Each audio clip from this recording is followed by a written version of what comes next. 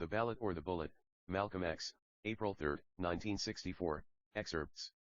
I'm not here to argue or discuss anything that we differ about, because it's time for us to submerge our differences and realize that it is best for us to first see that we have the same problem, a common problem.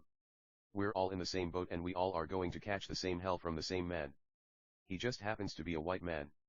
All of us have suffered here, in this country, political oppression at the hands of the white man, economic exploitation at the hands of the white man, and social degradation at the hands of the white man. Now in speaking like this, it doesn't mean that we're anti-white, but it does mean we're anti-exploitation, we're anti-degradation, we're anti-oppression. And if the white man doesn't want us to be anti-him, let him stop oppressing and exploiting and degrading us.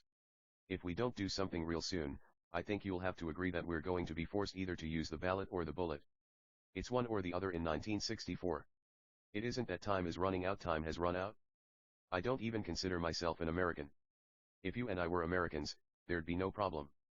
Those honkies that just got off the boat, they're already Americans, Polacks are already Americans, the Italian refugees are already Americans. Everything that came out of Europe, every blue-eyed thing, is already an American. And as long as you and I have been over here, we aren't Americans yet.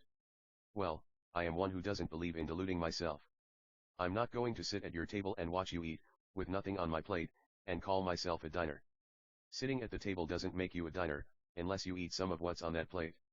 Being here in America doesn't make you an American. Being born here in America doesn't make you an American. Why, if birth made you American, you wouldn't need any legislation, you wouldn't need any amendments to the Constitution, you wouldn't be faced with civil rights filibustering in Washington, D.C., right now. They don't have to pass civil rights legislation to make a Polak an American. I'm speaking as a victim of this American system. And I see America through the eyes of the victim. I don't see any American dream, I see an American nightmare.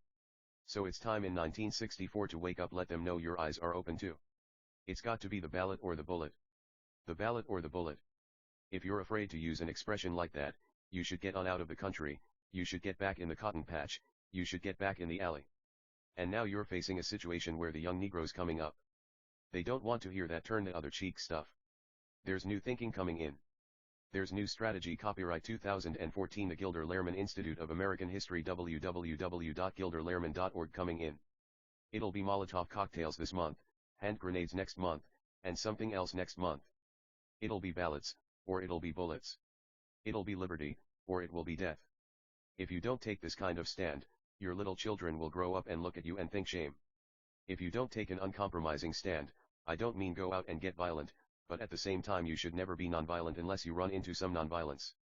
I'm nonviolent with those who are nonviolent with me. But when you drop that violence on me, then you've made me go insane, and I'm not responsible for what I do. And that's the way every Negro should get. This is what is meant by equality. What's good for the goose is good for the gander. Uncle Sam's hands are dripping with blood, dripping with the blood of the black man in this country. He's the earth's #1 hypocrite. Let the world know how bloody his hands are. Let the world know the hypocrisy that's practiced over here. Let it be the ballot or the bullet. Let him know that it must be the ballot or the bullet. Source, Malcolm X, The Ballot or the Bullet, April 3, 1964, Cleveland, Ohio, from Top 100 Speeches, AmericanRhetoric.com.